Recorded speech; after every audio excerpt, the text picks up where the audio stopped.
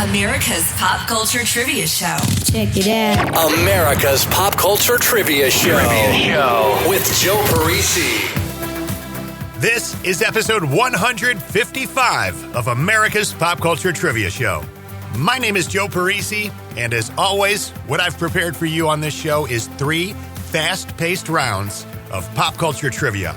Each round will have 7 questions, and you'll have just 5 seconds between questions to think of the answers. At the end of each round, we go over the questions you were just asked and tell you all the answers. So if you're brand new to the show, welcome. If you like the 80s and 90s stuff, you have found a home here. Round 1 today is a music round. Round 2, a mixed round. Round 3, movies. Good luck. Let's play. Round 1. Kicking it off with the music questions. Question number 1. The 1994 album from the band Hole featured the songs Doll Parts, Miss World, and Violet. What was the name of this album?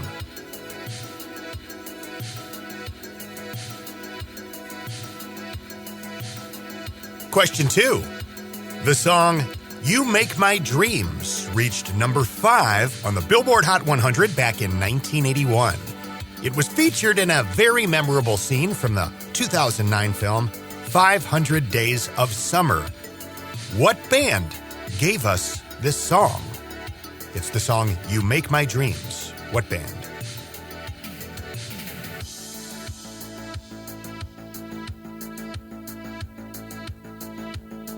Question 3. A song called Longview was the debut single released off this band's 1994 album. The music video, which is set in a dimly lit basement, received heavy airplay on MTV and is largely credited for breaking this band into mainstream popularity. What band gave us 1994's song Longview?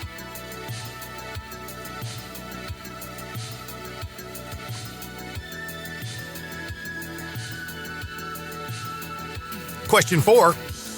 When I'm with you, baby, I go out of my head, and I just can't get enough, and I just can't get enough. The song Just Can't Get Enough would end up on the soundtrack to the movie The Wedding Singer. What band released that song back in 1981?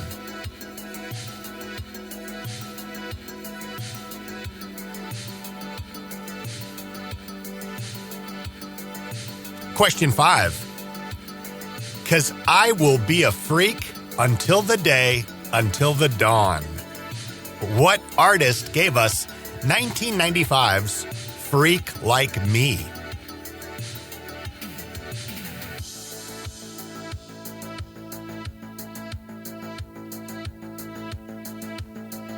Question 6. The Smiths were an English rock band formed in Manchester in 1982 that stayed active and found a lot of success through 1987.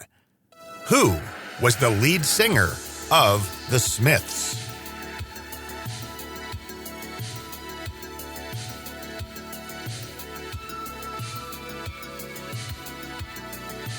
And question 7. Name the group who had a 1998 hit with a jazz swing song called Jump, Jive, and Wail.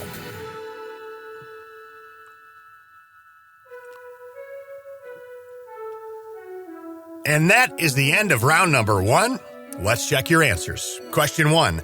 The 1994 album from the band Hole featured the songs Doll Parts, Miss World, and Violet. What was the name of this album? Live Through This. Kurt Cobain provided backing vocals on 2 songs on that album. Question 2. The song You Make My Dreams reached number 5 on the Billboard Hot 100 back in 1981. It was featured in a very memorable scene in the 2009 film 500 Days of Summer. What band gave us this song? That is Hall & Oates. You Make My Dreams was used as the goal song for a while for the Toronto Maple Leafs, starting in around 2018. Question 3. A song called Longview was the debut single released off this band's 1994 album. The music video, which is set in a dimly lit basement, received heavy airplay on MTV and is largely credited for breaking this band into mainstream popularity. What band gave us the 1994 song Longview? That is Green Day, talking about the Dookie album. Question 4. When I'm with you, baby, I go out of my head, and I just can't get enough. And I just can't get enough. The song Just Can't Get Enough would end up on the soundtrack to the movie The Wedding Singer. What band released this song back in 1981? Depeche Mode. Question 5. 'Cause I will be a freak until the dawn.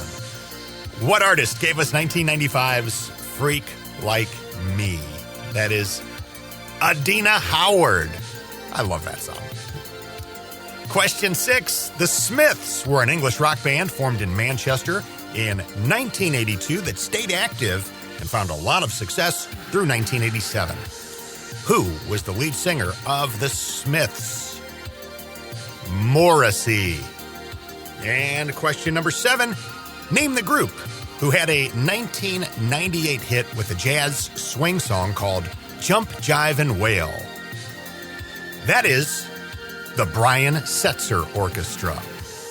It was a fun and kind of interesting thing in the mid to late 90s when kind of a swing dancing revival happened. Of course, in the mid 90s, you had the movie Swingers, which I think had a lot to do with it because that got real popular.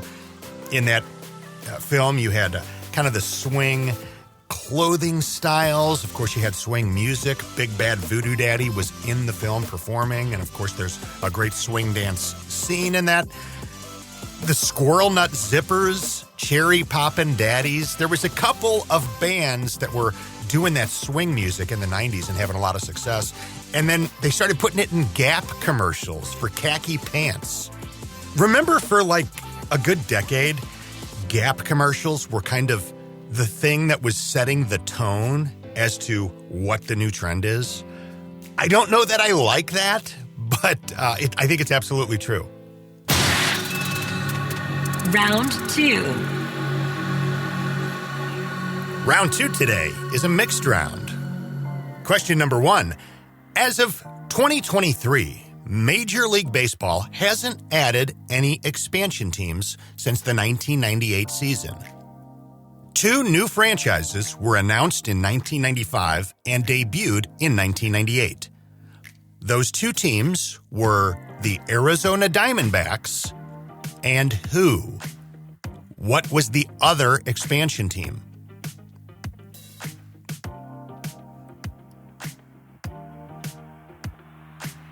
Question 2. From 1996 to 2002, there was an animated comedy horror TV show about a cowardly dog who lives with an elderly couple in a farmhouse in the middle of nowhere. The dog's name is part of the show's title. What was the name of this cowardly dog?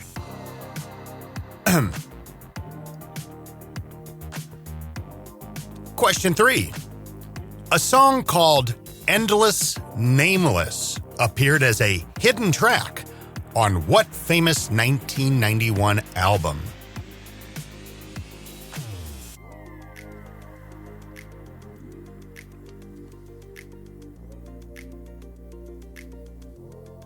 Question 4. From 1991, Ernest P. Worrell accidentally unleashes an ugly troll that plots to transform children into wooden dolls in the town of Briarville, Missouri. Name this film.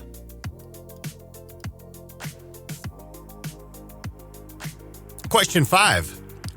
What teen celebrity in the 80s was the star of a 1988 teen-focused workout VHS tape called Teen Steam?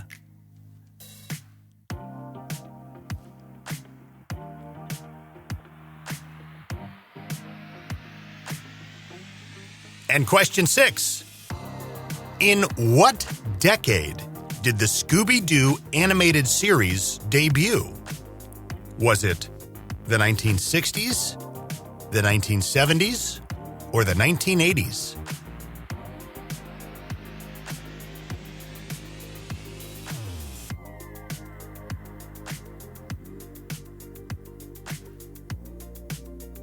And question 7.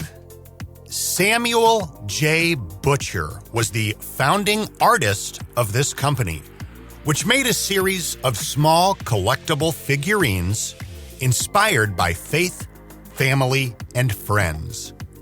In 1978, the original 21 figures were released, and a new collecting and gift-giving tradition was born. These hand-painted porcelain figures feature children with teardrop-shaped eyes. What is the name of this company?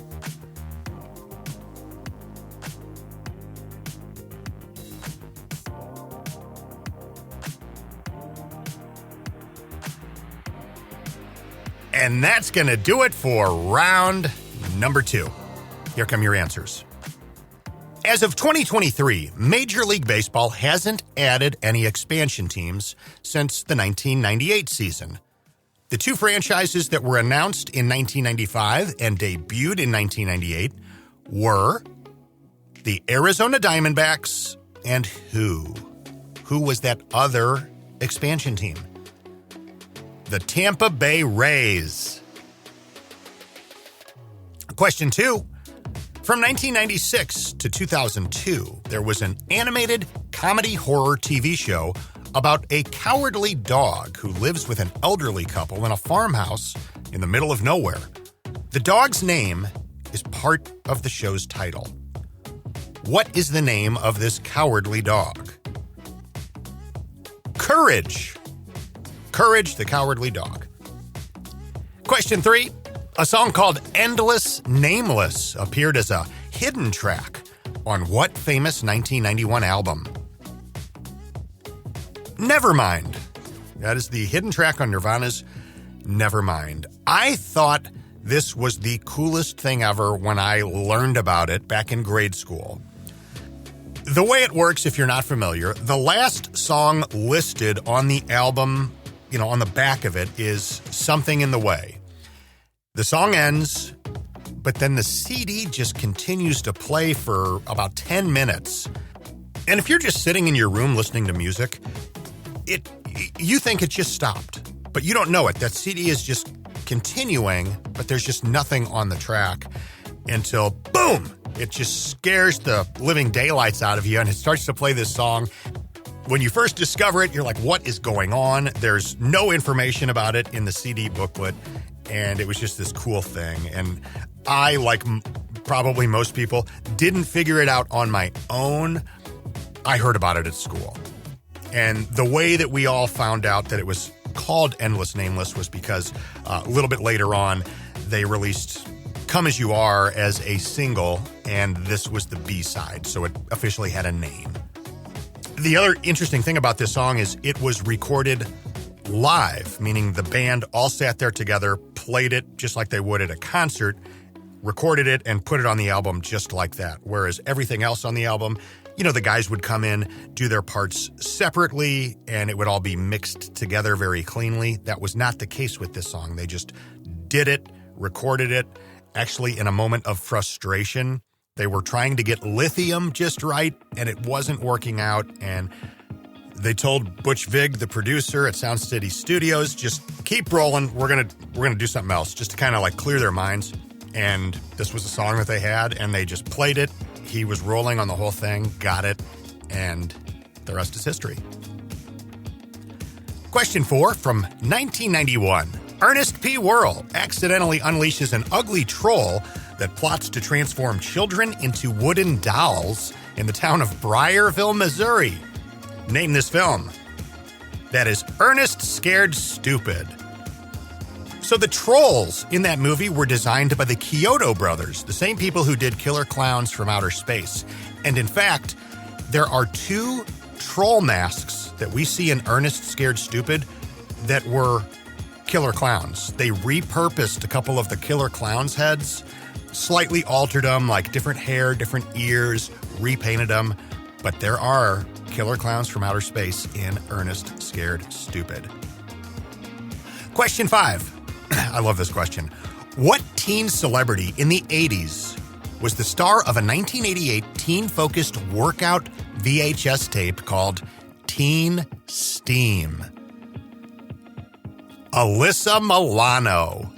So you can watch this video on YouTube. It is a true gem and a wonderful time capsule of all things 1988. It was this VHS you could buy. They sold it all over the place.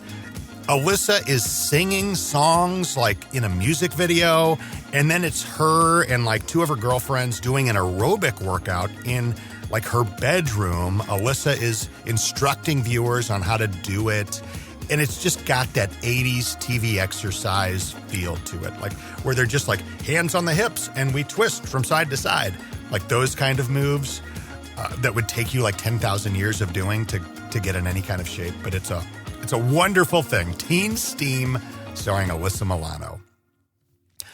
Question 6. In what decade did the Scooby-Doo animated series debut? Was it the 1960s, 70s, or 80s? The answer is the 1960s. The first ever episode, called What a Night for a Night, debuted on CBS on Saturday, September 13th, 1969 at 10:30 a.m. Eastern. And question 7. Samuel J. Butcher was the founding artist of this company, which made a series of small collectible figurines inspired by faith, family, and friends. In 1978, the original 21 figures were released, and a new collecting and gift-giving tradition was born. These hand-painted porcelain figures featured children with teardrop-shaped eyes. What is the name of this company? Precious Moments. In my early elementary school years, like 1987 to 1989, these were just the biggest thing in the world. Everybody I know's mom or sister had a small collection of these behind a glass somewhere in their home. These things owned the people of the Midwest in the 1980s, and you still see them when you wander into some people's houses today. Precious Moments. God love them. Round 3. Closing out today's show with a movie round. Question 1. In the 2020 mystery horror comedy Hubie Halloween, starring Adam Sandler, what is the character Hubie's last name?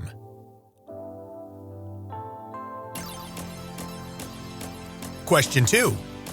Released in 2001, a comedy drama written and directed by Paul Thomas Anderson and starring Alana Haim and Cooper Hoffman in their film debuts. It's set in the San Fernando Valley in 1973. Cooper Hoffman plays 15-year-old actor Gary Valentine. Alana Haim plays a photographer's assistant in her mid-20s. The two meet at Gary's school picture day, and Gary immediately falls for Alana. Name the film.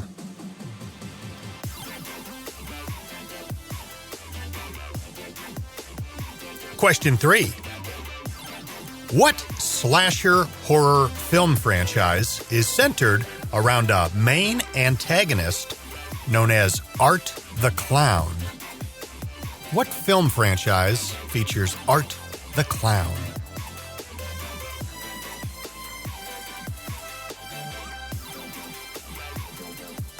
Question 4. From 2000, a cheerleading film starring Kirsten Dunst, Eliza Dushku, Jesse Bradford, and Gabrielle Union. Name the film.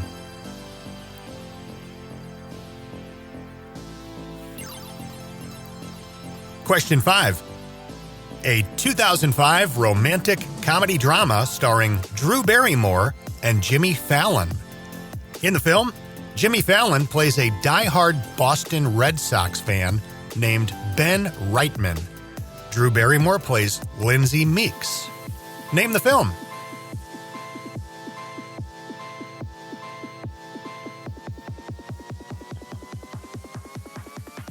Question 6.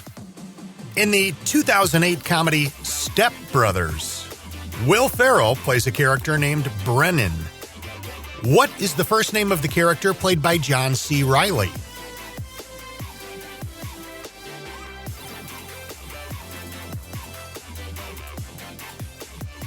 And question number 7. From 1987, a supernatural slasher film starring Michael Ironside and Wendy Lyon. It follows a high school student who becomes possessed by Mary Lou Maloney, a student who died at her high school prom back in 1957. Although this film was intended to be a standalone film, it was titled and marketed as a sequel. What is the name of this film?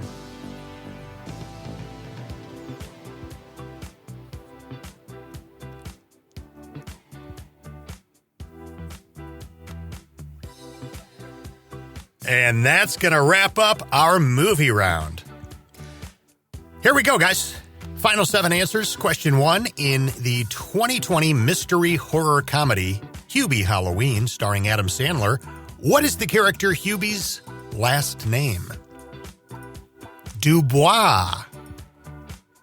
Question 2. Released in 2001, a comedy drama written and directed by Paul Thomas Anderson and starring Alana Haim and Cooper Hoffman in their film debuts. It's set in the San Fernando Valley in 1973.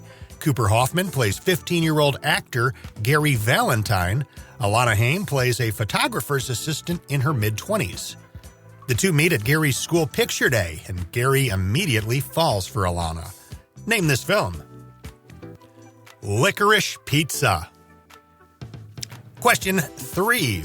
What slasher horror film franchise is centered around a main antagonist known as Art the Clown? That is Terrifier. Just this past Halloween season, I watched both Terrifier and Terrifier 2. They were recommended to me by my sister, and these are without a doubt some of the most wildly graphic slasher horror films you will ever come across.